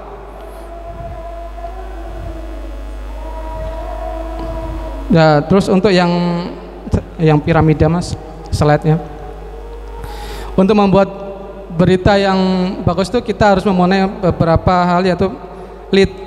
Lead itu kalimat pertama ya, kalimat pertama yang menjelaskan sebelum masuk ke tubuh berita. Jadi lead itu membuat berita itu sebisa mungkin membuat lead yang bagus, yang padat, jelas dan cair, penulisannya ya yang runtut juga harus tetap juga memenuhi dari rumus dari yang 5W plus 1H tadi itu. Yang kedua adalah tubuh berita. Tubuh berita itu adalah pengembangan dari pembuatan lead tadi itu ya. Jadi termasuk juga ada kutipan dari yang narasumbernya. Yang kedua setelah dari pembuatan lead sama tubuh berita kita elaborasikan supaya lebih detail lagi, lebih cermat lagi. Ini sudah benar nggak? Ini supaya tidak ada, ini terkait sama akurasi tadi ya, supaya tidak ada kesalahan nama jabatan, nama peristiwa, tanggal dan tadi yang disebutkan tadi. Terus sumber berita ya. Terus sumber berita ini sebuah sumber berita yang bagus tuh, yang berkualitas tuh menyebutkan sumbernya secara jelas dan benar. Juga harus tetap menghormati dari sumber berita yang mungkin tidak mau disebutkan namanya ya, terutama terkait dengan kayak peristiwa-peristiwa yang terkait dengan soal perkosaan gitu kan, kita sering tidak menyebutkan identitas aslinya dari yang menjadi korban, ataupun juga kalau ada narasumber yang tidak mau disebutkan untuk ketika dia menjadi sekarang kayak saksi yang terkait dengan kriminal atau apa, mungkin dia takut akan menjadi sasaran dari itu pembunuhan atau apa gitu, kita tidak akan menyebutkan identitas aslinya, tapi tetap kita narasumbernya itu harus jelas dan benar gitu ya. Mungkin itu sih ya yang harus ada di sebuah berita yang bagus dan berkualitas itu. Sementara itu aja yang bisa saya sampaikan. Assalamualaikum warahmatullahi wabarakatuh. Kalau ada yang pertanyaan boleh silakan.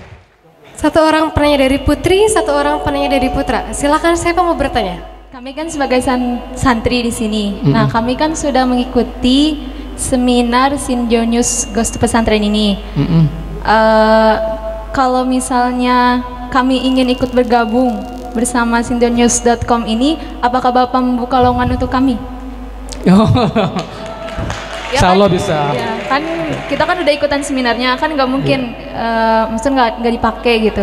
Pengennya praktek langsung. Kebetulan kita itu di Sindionius itu kita punya yang namanya Gen Sindo.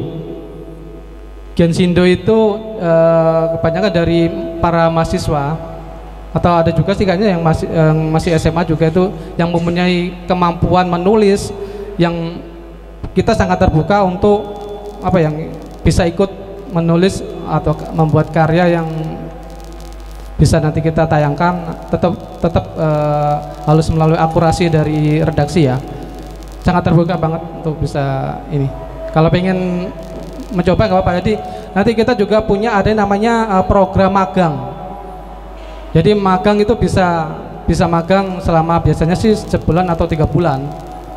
Jadi nanti bisa coba, kalau mau pengen tertarik bisa coba nanti. Cara mengikutinya, nanti bisa menghubungi Mas Barur ya. Nanti gimana nanti cara-caranya ya nanti bisa diikuti nanti. Selanjutnya dari santri putra, siapa yang mau nanya? Assalamualaikum warahmatullahi wabarakatuh. Waalaikumsalam. Perkenalkan, nama saya Muhammad Alawi Taufikur Rahman dari kelas 5. Saya ingin bertanya Pak, bagaimana cara membuat agar tulisan kita itu tertarik dari bentuk tulisannya yang pembahasan yang lugas dan lain-lainnya Pak, agar contohnya apa nih? Ya misalkan pengen membahas apa, soal apa? Ya soal kayak misalkan kita tuh sebenarnya mah beritanya agak menarik gitu Pak ya. Nah dengan pembahasan kita yang bagus gitu, nah terus si berita ini tuh bisa diterima gitu. Gitu ya. Sebuah berita yang bagus tadi seperti tadi sudah dijelaskan tadi ya, singkat tadi, yang terutama itu adalah pemilihan angle, pemilihan dari apa yang kita mau bikin ya. Terus pembuatan judul itu harus menarik, harus eye catching. Umpamanya terkait dengan anak-anak muda ya, judulnya ya mau nggak mau kita harus mengikuti selera dari anak muda tadi itu. Judulnya mungkin agak ngepop gitu ya, nggak terlalu formal gitu. Umpamanya harus dikasih kata-kata apa jargon-jargon yang agak aneh-aneh gitu ya.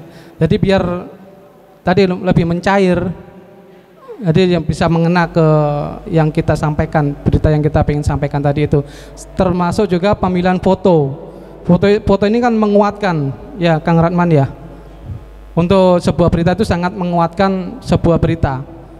Juga pemilihan dari kita kan ada di foto itu ada caption juga harus menjelaskan mengenai apa sih foto tadi yang dimaksud, yang pengen kita pengen jelaskan kepada pembaca tadi itu.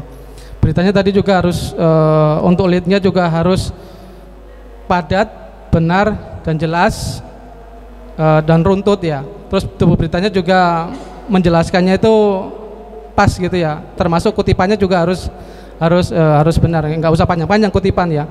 Pamannya tadi untuk berita udah jelaskan itu panjang lebar. Tadi kutipannya paling cuman kutipan itu kan penegasan dari sebuah apa yang kita tulis ya di itu. Itu sih yang ini.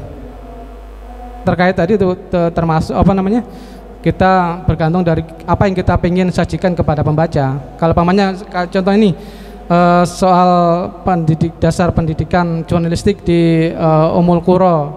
Ya, nanti kita nanti yang tim misi ya, nanti ya mungkin bisa masuk di misi ya. Nanti bisa dijelaskan tadi itu judulnya apa, yang bagus, yang menarik, yang lebih eye catching gitu ya. Judulnya gini mungkin, keseruan pelatihan dasar jurnalistik di Ummul Qura. Jadi nggak hanya nggak cuma sekedar gini, pelatihan dasar jurnalistik di Ummul Qura. Jadi penekannya itu di keseruannya tadi itu. Jadi orang tuh, keseruannya itu apa sih? Dia pengen tahu gitu. Jadi bisa menjelaskan secara detail keseruannya itu apa. Apakah ada gamesnya atau ada hadiahnya atau apa seperti itu. Biar lebih jelas gitu. Mungkin ada satu lagi ya Pak ya. Ini agak kontras sih Pak ya. Kalau pertanyaannya agak gimana ya? Agak keras Pak. Iya. Boleh. Ini kan kita kan ini Pak. Jadi gini Pak. Ini kan Sindonews, situs Sindonews.com tuh. Ya pokoknya MNC Media itu kan kita Islam ya Pak ya. Nah kalau masalah kayak seperti misalkan kita ada public figure yang mungkin terkenal apa ya, terus dia tuh misalkan kayak punya pertikaian gitu Pak, terus kita beritakan ini, maaf banget ya Pak ya, takut menyinggung pihak manapun gitu Pak, itu gimana gitu Pak? Ya, jadi bisa mungkin tadi harus berimbang, kedua pihak harus masuk. Jadi kita tetap cover both side tadi itu, walaupun tadi ada konflik, jadi kita bisa menampung dari pihak, pamannya pihak A ngomongnya gini, pihak B ngomongnya gini. Jadi walaupun ada konflik, tetap kan berimbang gitu. ada istilah kata itu cover budget. Tetap kita harus merangkul semua pihak. Jadi nggak ada pihak yang dirugikan. Harus adil gitu beritanya itu. Walaupun tadi panas beritanya apa ya, keras atau beritanya ya mungkin ada pertentangan atau apa seperti itu, harus tetap kita harus menjaga namanya cover budget tadi itu. Itu. Jadi intinya kita harus ngejaga wibawa orang gitu ya Pak ya? Iya, gitu. menampung pendapat dua pihak yang berkonflik tadi itu. Gitu. Mungkin cukup Pak. Iya, terima kasih. Untuk mengefisiensikan waktu, sesi tanya jawab saya cukupkan. Selanjutnya ada sesi game dari narasumber berupa pertanyaan untuk 3 orang penanya pertama. Kepada Bapak Andrianto, saya persilahkan. Jangan game deh, mirip-mirip game. Pertanyaan, kuis. Nah,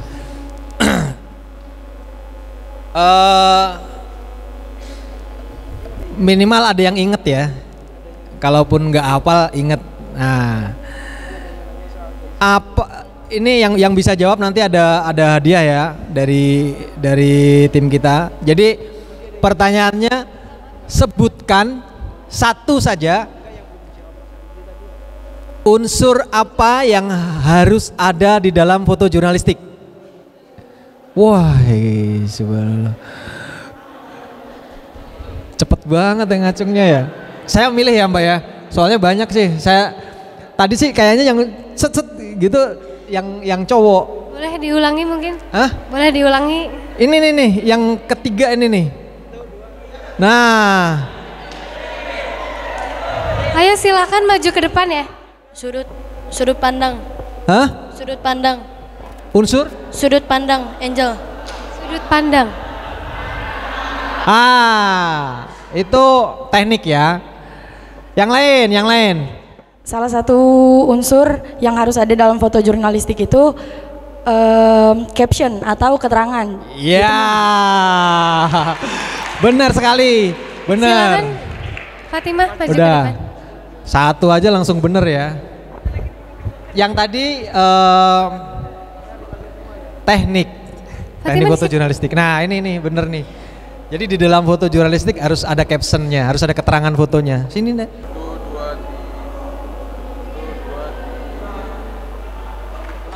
Selanjutnya ada 2 kesempatan untuk 2 orang penanya lagi. Silakan Bapak Andrianto. Oke, pertanyaannya adalah sebutkan portal yang ada di MPI. Pakai ini. Ya benar.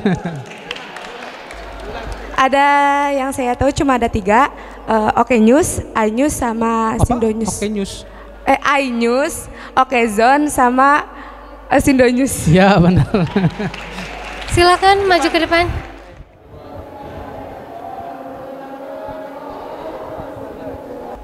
Tadi kan udah dijelaskan sifat-sifat berita ya. Ini siapa yang tahu jelaskan minimal 3 sifat berita. Ya, jadi sifat berita harus padat dan jelas, akurat, faktual. Apa? Padat dan jelas, akurat. Satu lagi? Faktual. Iya, Bu.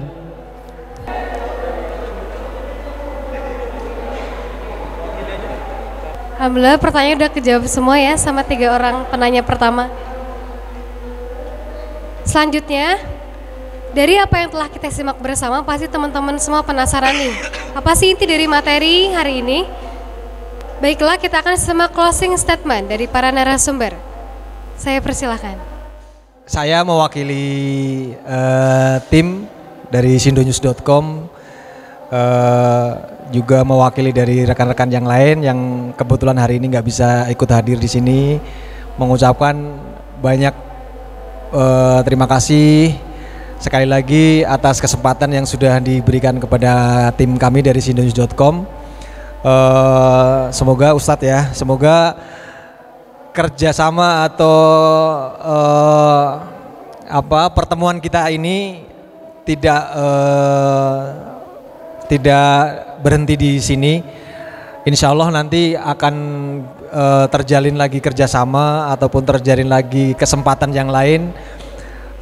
Kami harapkan teman-teman nanti bisa berkontribusi secara langsung ke sindonews.com. Tadi sudah dijelaskan sama Pak Andri bahwa di sindonews.com itu ada kanal yang disebut dengan Gensindo. Jadi Gensindo itu kanal yang diperuntukkan bagi teman-teman siswa atau mahasiswa yang ingin menulis, bisa berupa artikel tentang kesehatan, tentang dunia pendidikan, atau bahkan berita. Jadi teman-teman nanti yang suka menulis atau suka membuat berita nanti bisa berhubungan dengan teman saya, dengan Mas Bahrur. Nanti bagaimana tekniknya, atau nanti kita share nomor kontak kita dengan Pak Andri yang seneng nulis, pengen bikin berita seputar apapun. Nah nanti bisa dikirimkan ke Sindo News, itu untuk berita. Terus kemudian untuk foto, teman-teman yang menyukai foto, saya kan nggak tahu nih, yang menyukai foto sekali lagi silahkan membuat foto yang bagus. Bisa foto tentang kegiatan pesantren. Nanti kalau kegiatan pesantren ini misalnya ada pengembangan minat khusus, misalnya pertanian atau wirausaha atau UMKM atau apapun yang kebetulan teman-teman nanti bisa bikin fotonya, atau nanti saat liburan di rumah ada yang lagi jalan-jalan kemana, ada foto yang bagus, silahkan dikirim. Caranya mudah, cukup akses portal sindonews.com, dibuka sindonews.com, nanti diklik kanal foto. Nah nanti di kanal foto itu di bagian bawah ada namanya form untuk gimana caranya mengirim foto ke sindonews.com. Foto itu nanti yang bagus ya, atau memenuhi kriteria. Jadi nanti kita akan kurasi. Foto itu nanti akan kita tayangkan di kanal foto kita yang bernama Galerimu. Jadi di Sindo News ada kanal foto, subkanal di dalamnya itu ada namanya Galerimu. Nah itu teman-teman silahkan, yang punya foto bagus silahkan. Syaratnya seperti apa? Buka sindonews.com, dilihat kanal fotonya, nanti syaratnya ada. Ada harus berapa frame foto yang harus dikirim ya. Ada berapa frame yang bisa dikirim. Jenis fotonya seperti apa, foto kegiatannya, bisa foto peristiwa, bisa foto liburan, bisa foto jalan-jalan. Yang penting fotonya bagus. Kalau nggak bagus, ya nanti kita lihat. Gitu ya. Jadi teman-teman, sekali lagi saya mewakili tim saya, tim kami dari sindonews.com. Sekali lagi mengucapkan banyak sekali terima kasih atas kesempatan yang sudah hadir di antara kita untuk menjalin silaturahmi.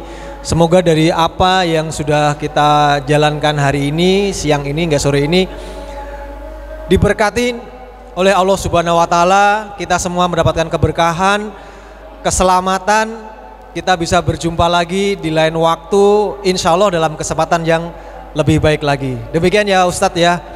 Demikian teman-teman, adik-adik, santriwan, santriwati, semoga selalu diberikan kesehatan. Terima kasih sekali. Wassalamualaikum warahmatullahi wabarakatuh. Selanjutnya ada pemaparan informasi dari Bapak Bahrur.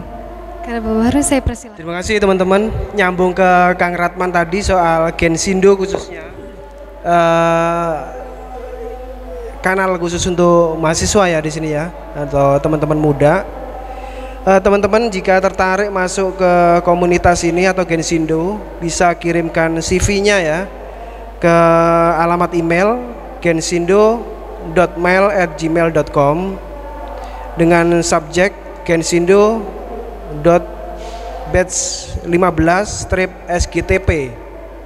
Jadi saya ulang, teman-teman jika tertarik masuk ke komunitas Gensindo, punya Sindo News atau koran Sindo, bisa kirimkan CV ke gensindo.mail@gmail.com dengan subjek Gensindo batch 15-SGTP. Itu ya teman-teman ya. Terima kasih. Assalamualaikum warahmatullahi wabarakatuh. Sebelum menutup akan ada pembacaan doa yang dipimpin oleh Ustadz Andri Nurjailani. Kami persilakan. Alhamdulillah kita sudah melewati semua rangkaian kegiatan pada siang hari ini. Terima kasih banyak kepada bapak-bapak dari tim Sindonyus atas ilmu dan pengalaman yang sudah dibagikan ke kita semua. Mudah-mudahan semua yang sudah dibagikan kepada kita bisa menjadikan kemanfaatan buat kita semua, juga keberkahan dengan semua harapan dan cita-cita dari santri dan santriwati kita bisa terwujud cita-citanya di masa yang akan datang. Tadi kita awali dengan pembacaan doa, untuk itu kita akhiri kegiatan ini juga dengan membacakan doa. Kita memohon kepada Allah atas semua yang sudah kita lewati pada hari ini tidak akan pernah luput dari keberkahan dan keridhaan Allah Subhanahu wa taala. Bismillahirrahmanirrahim. Allahumma sholli ala sayyidina Muhammad wa ala sayyidina Muhammad wa barik wa sallim. Alhamdulillahirabbil alamin, hamdan syakirin, hamdan na'imin, hamdan yuafi ni'amahu wa yukafi'u mazidah. Ya Rabbana lakal hamdu kama yanbaghi li jalali wajhikal karim wa li'azimi sultanik. Allahumma sholli wa sallim salatan tunjina biha min jamil ahwali wal afat wa taqdilana biha jami'al hajat wa tutahhiruna biha min jami'is sayyiat wa tarfa'una biha indaka a'lad darajat wa tuballighuna biha aqsal ghayat min jami'il khairati fil hayati wa ba'dal mamat. Allahumma inna nastahfizuka wa nastaudiuka adyanana wa abdanana wa anfusana wa amwalana wa ahlana wa kulla syai'in a'taitana. Allahumma ja'alna wa iyyahum fi kanafika wa amanika wa iyadika wa jiwarika min kulli syaitanin marid wa jabbarin anid wa dhi'anin wa dhibagin min syarri kulli dhi syarrin innaka ala kulli syai'in qadir. Allahumma hutna bittaqwa wal istiqamah wa a'idna min mujibatin nadamah fil hal wal mali innaka sami'ud du'a. Allahumma ja'al jam'ana hadza jam'an marhuma wa tafarruqana min ba'dihi tafarruqan ma'suma. Allahumma ja'al jam'ana hadza jam'an marhuma wa tafarruqana min ba'dihi tafarruqan ma'suma. Allahumma ja'al jam'ana hadza jam'an marhuma wa tafarruqana min ba'dihi tafarruqan ma'suma. Rabbana atina fid dunya hasanah wa fil akhirati hasanah wa qina adzabannar. Bi fadli subhana rabbika rabbil izzati amma yasifun wa salamun alal mursalin walhamdulillahi rabbil alamin. Bismillahil Fatihah. A'udzu billahi minasyaitonir rajim. Alhamdulillahi rabbil alamin arrahmanir rahim. Iyyaka na'budu wa iyyaka nasta'in ihdinas siratal mustaqim siratal ladzina an'amta 'alaihim ghairil maghdubi 'alaihim waladdallin. Amin. Alhamdulillah, hadirin yang berbahagia, rangkaian seminar hari ini telah selesai. Tentu banyak yang bisa kita dapatkan, semoga bisa bermanfaat untuk kita semua. Sekian persembahan terbaik dari kami. Saya Larasati pamit undur diri. Mohon maaf apabila ada kata-kata yang salah. Wassalamualaikum warahmatullahi wabarakatuh.